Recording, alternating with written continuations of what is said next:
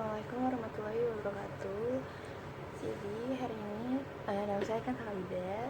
Saya dari kelas 11 IPS 3. Dan hari ini saya akan menjelaskan presentasi saya mengenai bab perang melawan hegemoni dan keserakahan kongsi dagang, yaitu yang perlawanan Goa.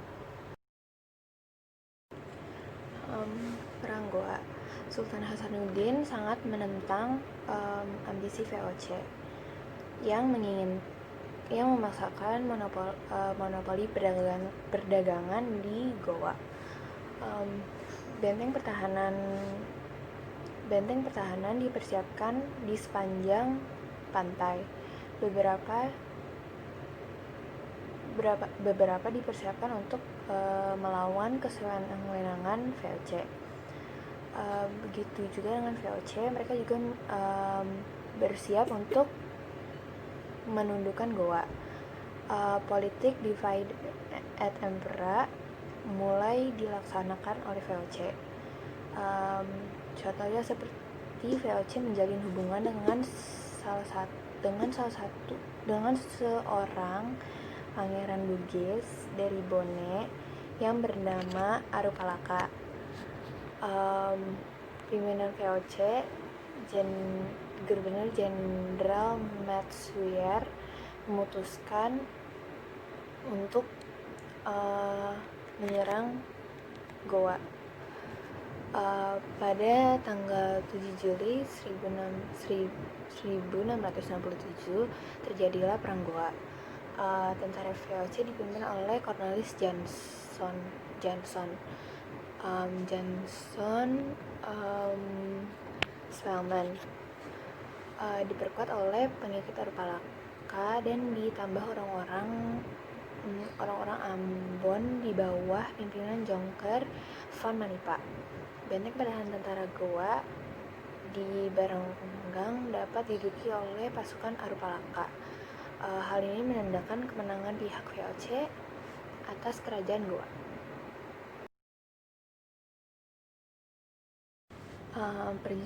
Perjanjian Bongaya. Pada tanggal 16 November 1667, Sultan Hasanuddin dipaksa untuk mendatangani Perjanjian Bongaya atas kekalahannya dalam perang. Isi dari perjanjian itu adalah antara lain sebagai berikut. Yang pertama adalah Goa harus mengakui hak monopoli perdagangan VOC. 2. Semua orang Barat kecuali Belanda harus meninggalkan wilayah Goa. Dan yang terakhir, Goa harus membayar biaya perang.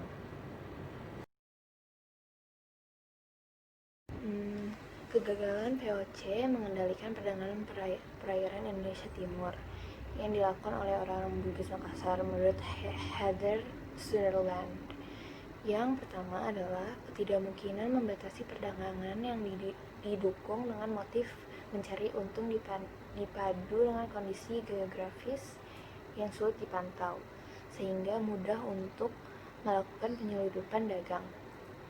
Yang kedua, VOC memiliki kelemahan dalam pemasaran karena mengejar keuntungan yang tinggi dan tidak mampu membangun jaringan dengan pasar lokal, tidak paham dengan selera pasar lokal.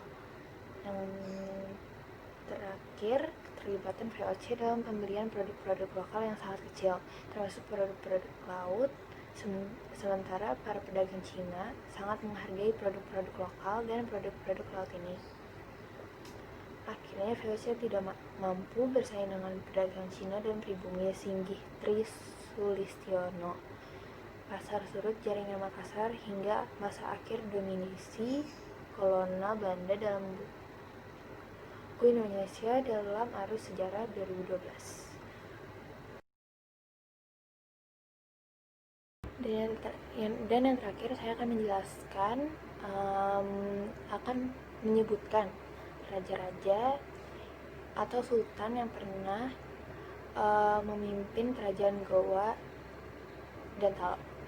Kerajaan Goa dan Talo, pertama Kerajaan Gorontalo merupakan kerajaan kembar yang terletak di Provinsi Sulawesi Selatan.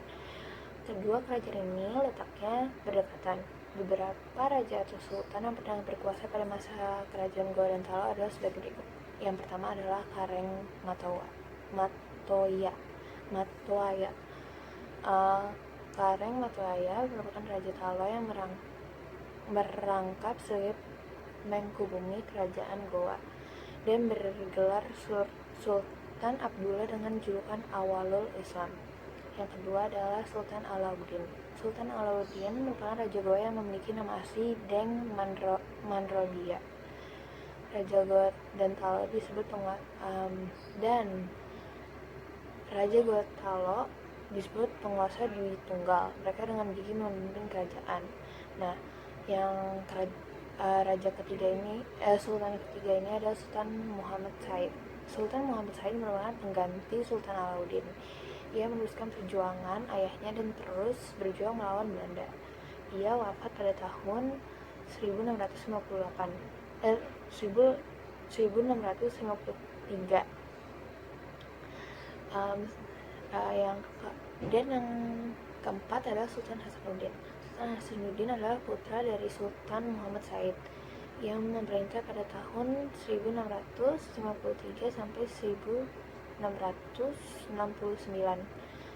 Yang terakhir adalah Imapa Somba adalah pengganti Sultan Hasanuddin. Ketika menjadi raja, ia masih berusia 13 tahun. Ia bergelar Sultan Amir Hamzah.